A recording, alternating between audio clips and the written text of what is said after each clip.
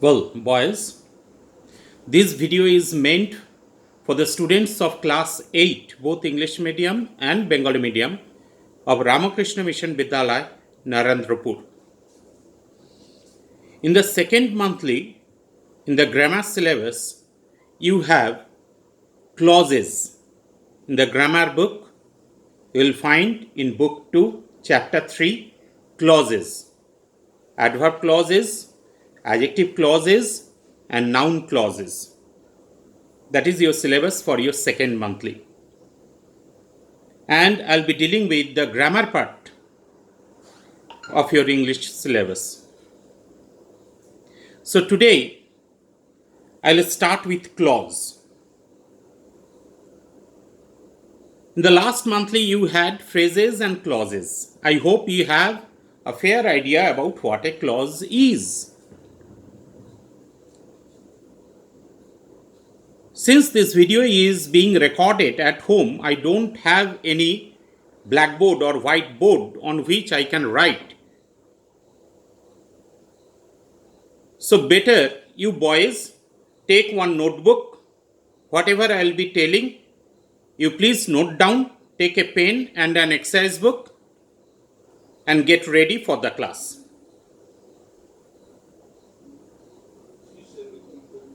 I'm giving you some time to procure your grammar book, exercise book, and one pen.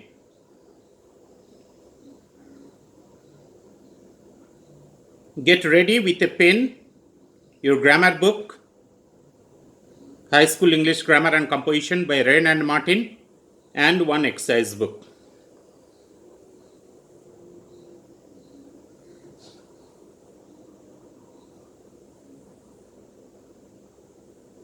I hope by this time you have procured your notebook and a pen. Now, clause. What is a clause? A clause is a group of words having a subject and a predicate. You have already learned that. Now, write down in your exercise book this sentence.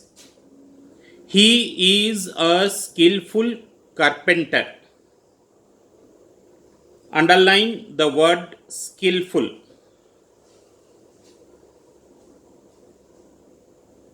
How did you spell the word skillful?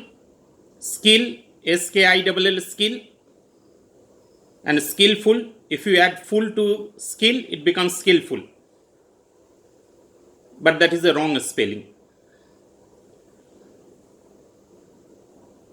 The Americans write S-K-I-L-L, skill, and you add full, F-U-L, full to it, it becomes the American spelling, skillful. They have made English easier. The British spelling is S-K-I-L-F-U-L. So he is a skillful carpenter. Skillful, S-K-I-L-F-U-L, single L, remember. Leave one line. Then write down the next sentence, the same sentence in a different way.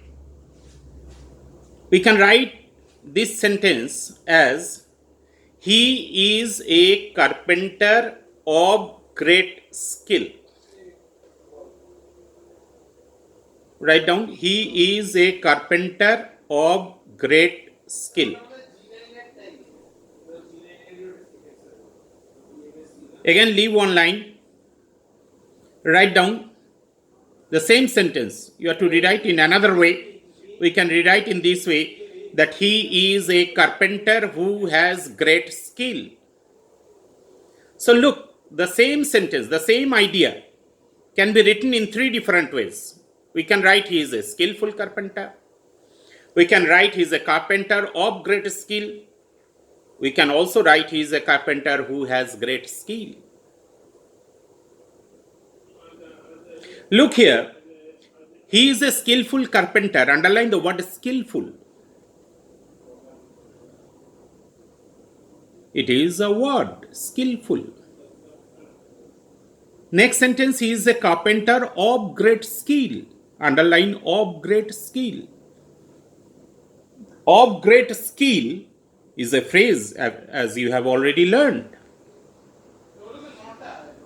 It is a group of words where you don't have any finite verb, no subject. And the next sentence, he is a carpenter who has great skill. Underline who has great skill. Who has great skill? Here, who is the subject. Has great skill is the predicate. So, who has great skill is a clause. So, what is a clause? A clause is a group of words. Who has great skill? It is a group of words where you have a subject. The subject is who, and has great skill is the predicate. In the predicate, you will have a finite verb. In other words, in a clause, you will have one subject, one finite verb, what in Bengali is called Samapika Kriya, and you have a complete sense. But when you are asked to define clause, you have to be very precise. While writing a definition, you are to use minimum words.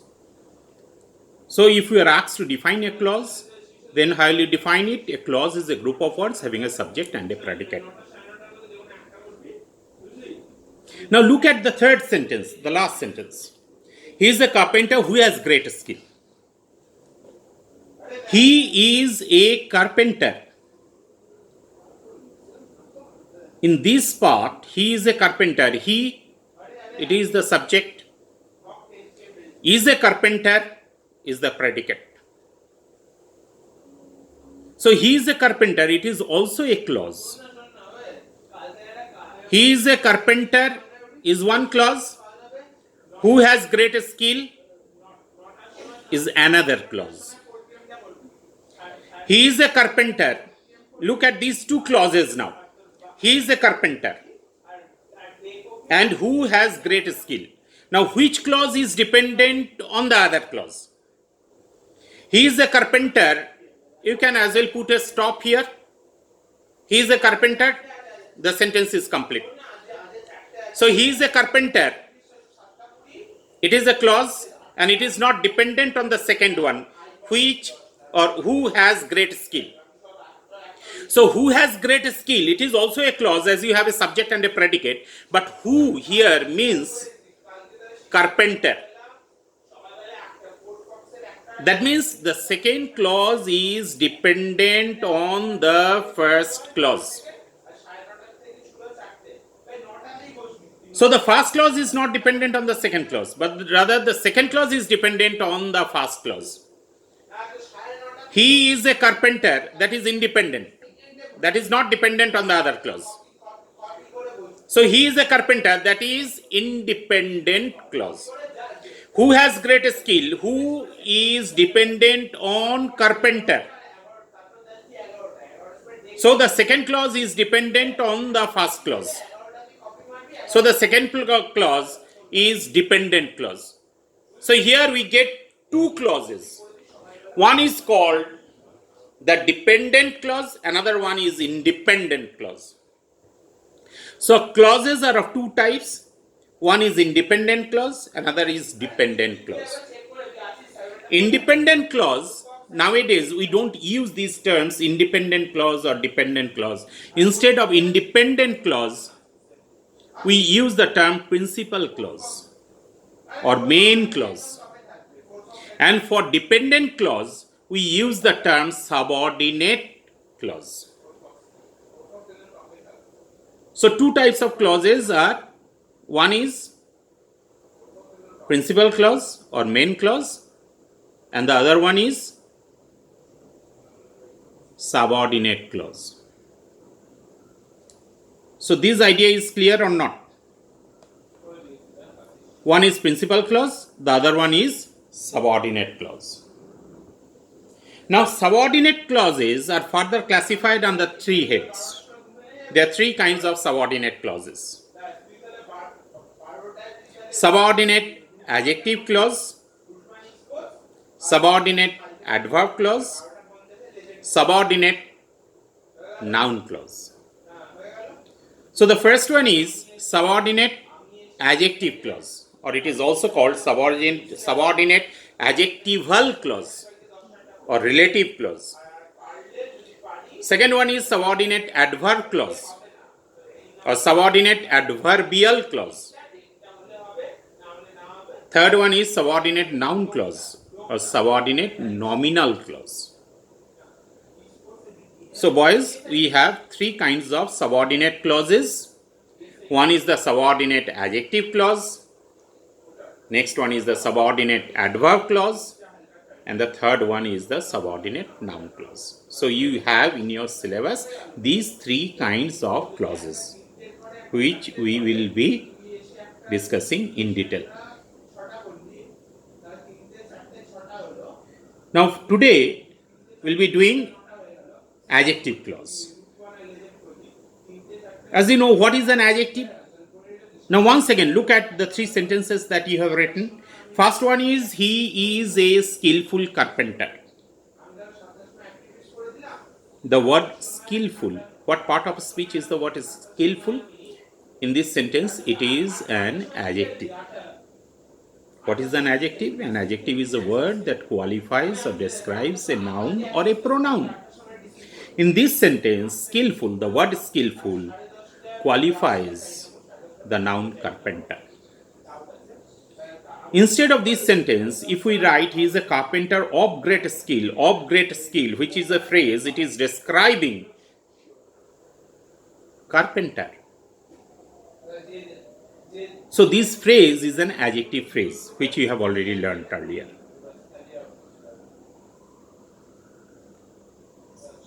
He is a carpenter who has great skill. In this sentence, who has great skill, who means carpenter.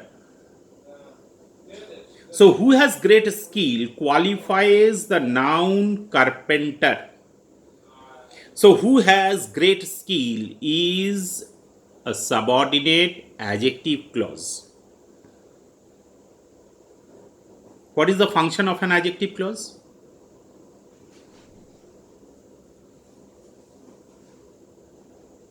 Or an adjective phrase, or an adjective, all of them, an adjective when it is a word, an adjective phrase, or an adjective clause qualifies a noun or a pronoun.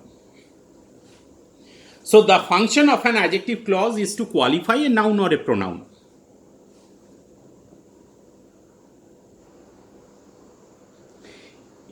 Remember that in one clause, you will have only one finite verb. I hope you have a fair idea about finite verb, what in Bengali is called Samapika Kriya.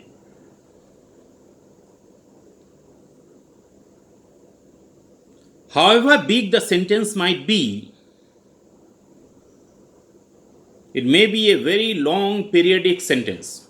The first thing that you have to do is to find out the finite verbs in that sentence. If you are able to find out the finite verbs, then half of the work is done. In one clause, there will be only one finite verb, remember. So as many finite verbs will be there in a sentence, so many clauses will be there in that sentence. A sentence having 5 finite verbs means that there are 5 clauses. A sentence having only one finite verb means that there is only one clause. In this sentence, he is a carpenter who has great skill. In this sentence, he is a carpenter. Is one finite verb. Who has great skill has is another finite verb. So there are 2 finite verbs in this sentence. There are 2 finite verbs in this sentence. It means there are 2 clauses in this sentence. One is, he is a carpenter, and the other one is, who has great skill. Now remember, the subordinate clauses usually begin with a subordinate conjunction or a relative pronoun. So the subordinate clauses usually will begin with these words as, because, since, therefore, when, whenever, whichever, whatever, whose, etc. You may make a list of the words with which we generally introduce a subordinate clause. Write down that with these words the subordinate clauses will begin. These words may be mentioned or they may be understood. Write down the words that, which, when, how, as, because, since, therefore, where, wherever, who, whom, whose, for, hence, though, unless, while, whenever, before, after, whichever, whoever, whomever, etc. and so on. So these are the words with which usually a subordinate clause is generally introduced. These words, sometimes they are mentioned, at times they are understood. So this point is clear. Subordinate clauses will usually begin with that, which, when, how, as, because, since, therefore, all these words. They are called relative pronouns or subordinate conjunctions.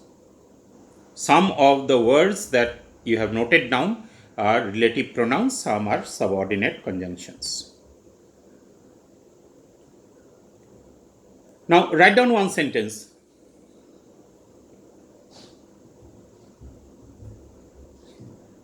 The book that my father gave me was very interesting. The book that my father gave me was very interesting. So in this sentence, the book that my father gave me was very interesting. The first thing that you have to do is to find out the finite verbs. What are the finite verbs here? The book that my father gave me. So gave, underline gave. Gave me was very interesting. So was is another finite verb. So gave and was, there are two finite verbs. There are two finite verbs means that there are two clauses. Now what are the two clauses? I told you that the subordinate clauses usually begin with that, which, when, how, as, because, since, therefore, all these words.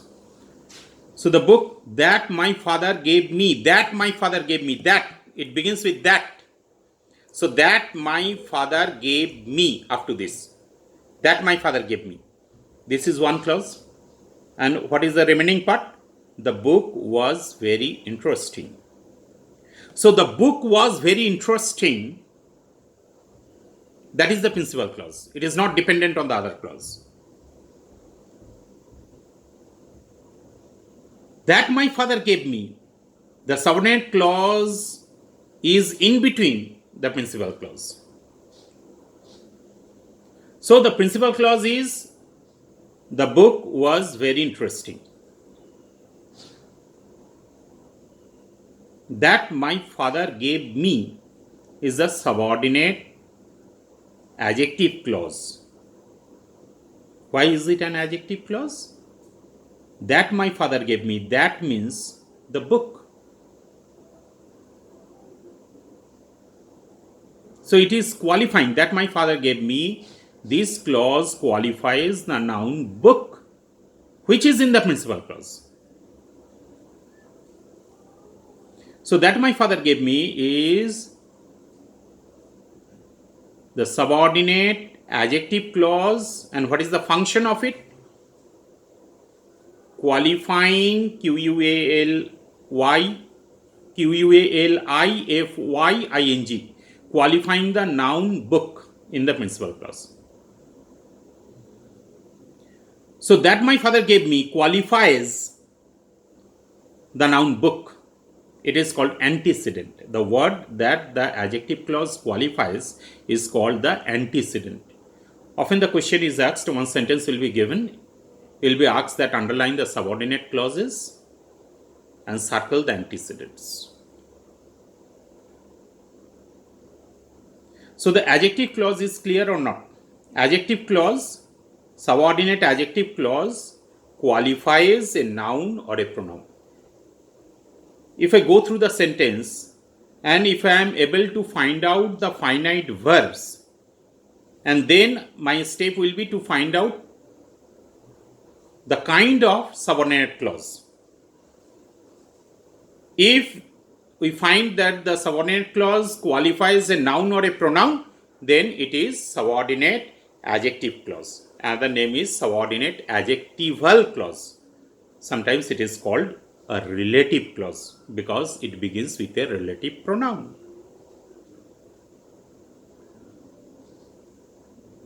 So now we'll go through the exercises.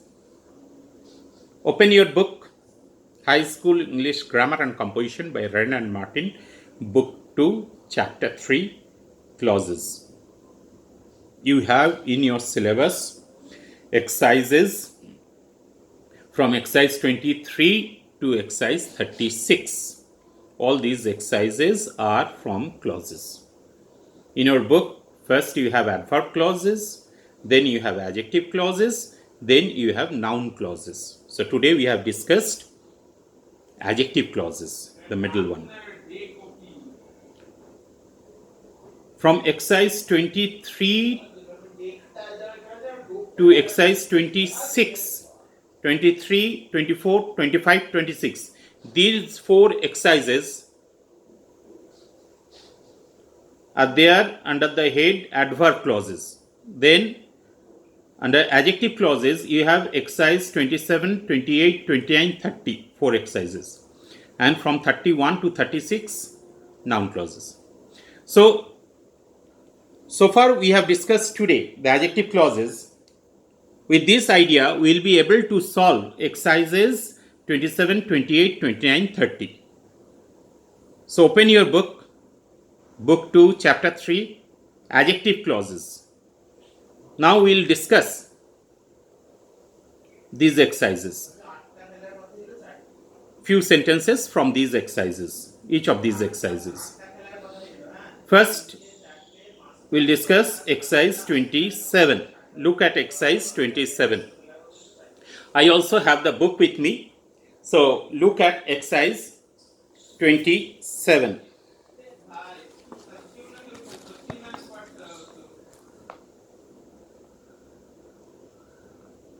All of you have opened your book. So exercise 27. Pick out the adjective clauses in the following sentences and tell what noun or pronoun each qualifies. So you have to pick out the antecedent, that it qualifies which noun or pronoun. Look at the first sentence. Mary had a little lamb whose fleece was white as snow. So in this sentence, what are the finite verbs? Mary had a little lamb, had one finite verb, whose fleece was white as snow, was another finite verb. So one clause is Mary had a little lamb. That is the principal clause, main clause, which is not dependent on the other one. And whose fleece was white as snow. This is subordinate clause, because whose, it means lamb. So whose fleece was white as snow. This clause is qualifying the noun lamb. So it is subordinate adjective clause. So the subordinate adjective clause, whose fleece was white as snow. This is subordinate adjective clause and it qualifies the noun lamb. Now look at the next sentence. We'll discuss the first 5 sentences. The letter brought money which was badly needed. The letter brought money which was badly needed. Finite verbs, brought and was. 2 finite verbs, that means 2 clauses. The letter brought money, that is principal clause. Which was badly needed, that is subordinate clause. So which was badly needed, that is subordinate adjective clause because it qualifies the noun money. Because which means money here. Third one, the house that I live in belongs to my father. So finite verbs, live. And another one, belongs. 2 finite verbs are there. So that I live in. The subordinate clause, I told you that the subordinate clauses will begin with that, how, that, which, when, how, all these words. So that I live in, that I live in, that is the subordinate clause. That I live in qualifies the noun house. The principal clause is the house belongs to my father. Principal clause, that I live in, subordinate adjective clause qualifying the noun house. Fourth one. A monarch of all I survey. It is a line from a poem. A monarch of all I survey. I told you that at times the relative pronoun or the may be understood. It may not be mentioned in the sentence. The sentence that you wrote, the book that my father gave me was very interesting. We can as well rewrite this sentence as the book my father gave me was very interesting. So the book that my father gave me, we may remove that. Then the sentence becomes the book my father gave me. So if I say the book my father gave me was very interesting, this sentence means that that is there, but that was not mentioned. So the book my father gave me was very interesting. So here the subordinate clause is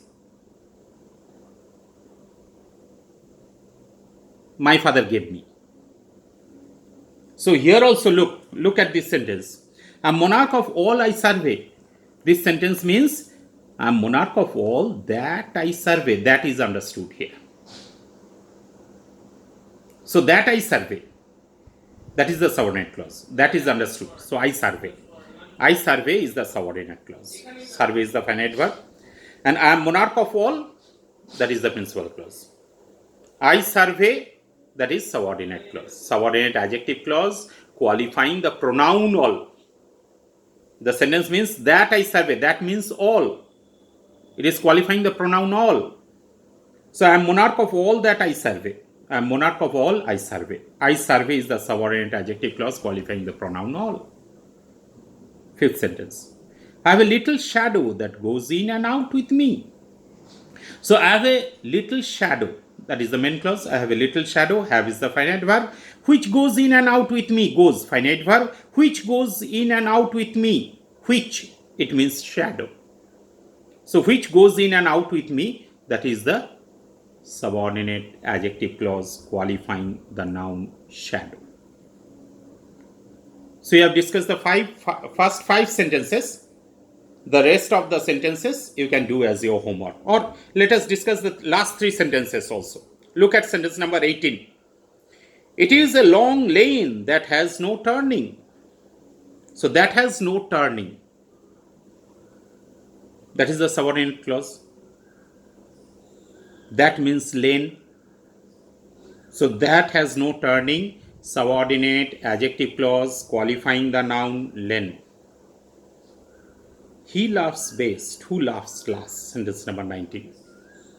He laughs best. Who laughs last? So who laughs last? That is the subordinate clause. But here who means what? Who means he. He who laughs last laughs best. So who laughs last? That is the subordinate adjective clause qualifying the pronoun he. Last sentence. Thrice is he earned that hath his quarrel just.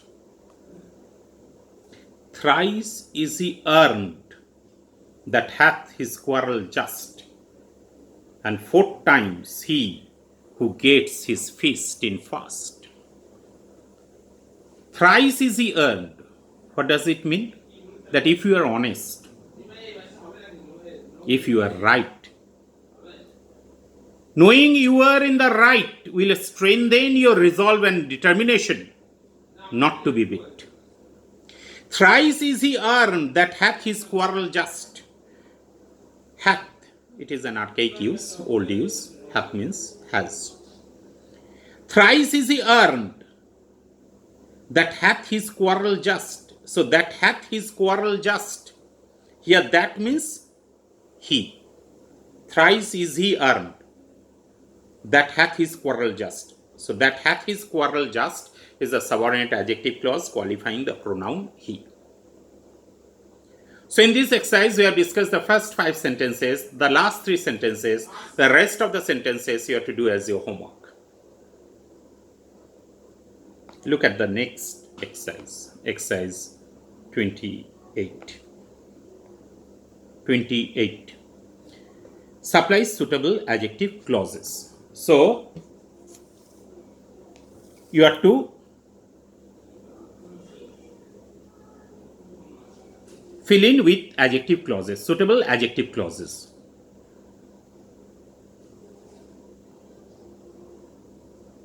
I know the place. Dash. You have to use one adjective clause. I know the place where Rabindranath was born. So where Rabindranath was born becomes a subordinate adjective clause. I know the place where you live. I know the place where she lives. So you have to fill in with an adjective clause. He is the man. Number 2. He is the man whom I was searching for. So whom I was searching for becomes the subordinate adjective clause. He is the man who did it. Who did it? He is the man who is true to his word. Who is true to his word? Third one.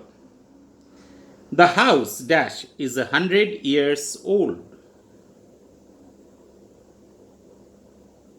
The house where he lives is 100 years old. So where he lives becomes subordinate adjective clause.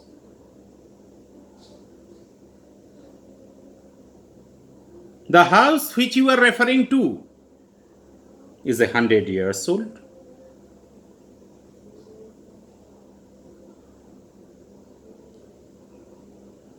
Number 4, his offense is 1, then dash. You have to fill in with an adjective clause. His offense is 1. That cannot be excused. That cannot be justified. His offense is 1 that needs to be condemned. So like that you can fill in with adjective clauses. Number 5. Where's the book? Where's the book that I left on the table? Where's the book that I borrowed from the library? Where's the book that I lent you? So like that you have to fill in with suitable adjective clauses. So we discussed the first 5 sentences. Exercise 28. Now look at exercise 29. Exercise 29, in each of the following sentences, replace each adjective phrase by an adjective clause. Instead of an adjective phrase, you have to use one adjective clause. A man of industrious habits is sure to succeed. So, of industrious habits, that is the adjective phrase. You have to replace it with an adjective clause and rewrite the sentence.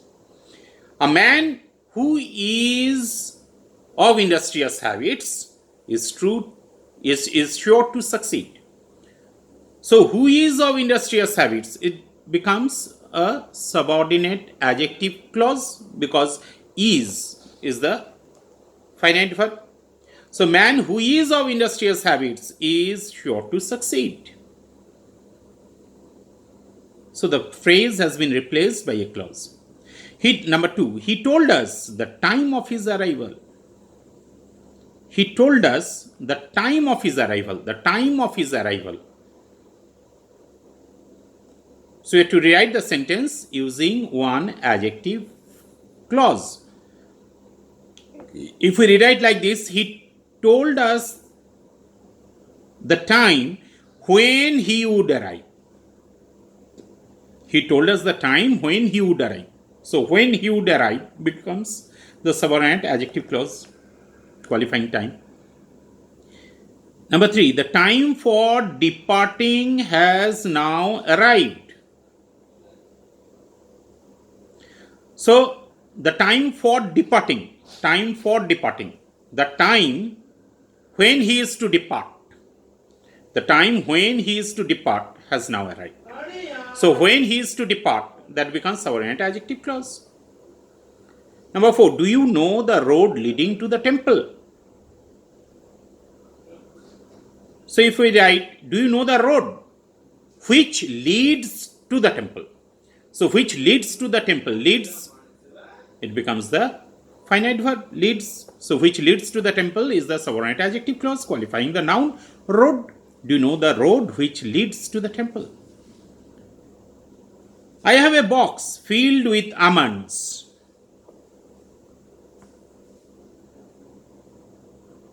I have a box which is filled with almonds. So I have a box which is filled, it becomes finite verb.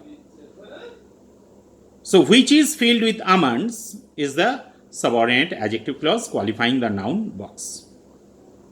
So that is exercise 29. The rest of the sentences you have to do as your homework. Exercise 30. Look at exercise 30. In the following sentences, replace the adjective clauses by adjectives or adjective phrases. So either you have to replace the adjective clause by an adjective or an adjective phrase. Do you know the woman who is wearing a blue sari? So just omit who is. Who is wearing a blue sari? It is the subordinate adjective clause. So do you know the woman wearing a blue sari? So wearing a blue sari, it becomes a phrase qualifying woman. So the answer will be, do you know the woman wearing a blue sari? The boy who sits near me is my cousin. Who sits near me? That is the adjective clause. You have to replace it with an adjective phrase. The boy sitting near me. The boy sitting near me is my cousin. Number 3. That was the reason why he came late. So why he came late? That is the adjective clause. So that was the reason for his coming late. That was the reason for his coming late. So it becomes an adjective phrase. Number 4. The reason why he failed is obvious. Why he failed? Adjective phrase, adjective clause. So you have to replace this with an adjective phrase.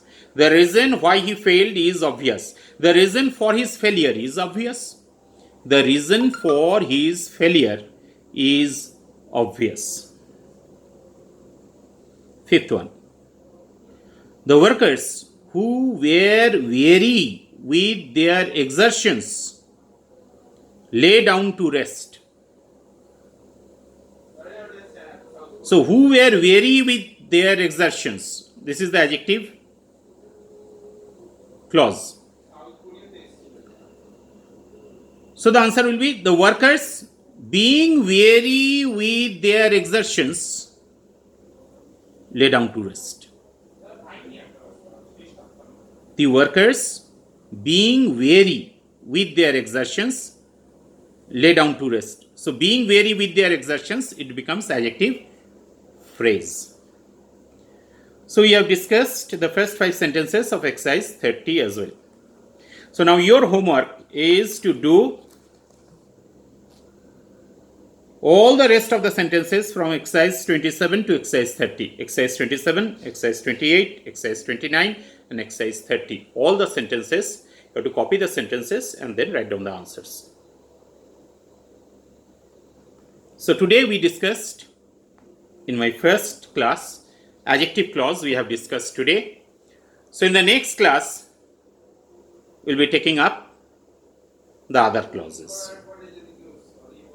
Thank you.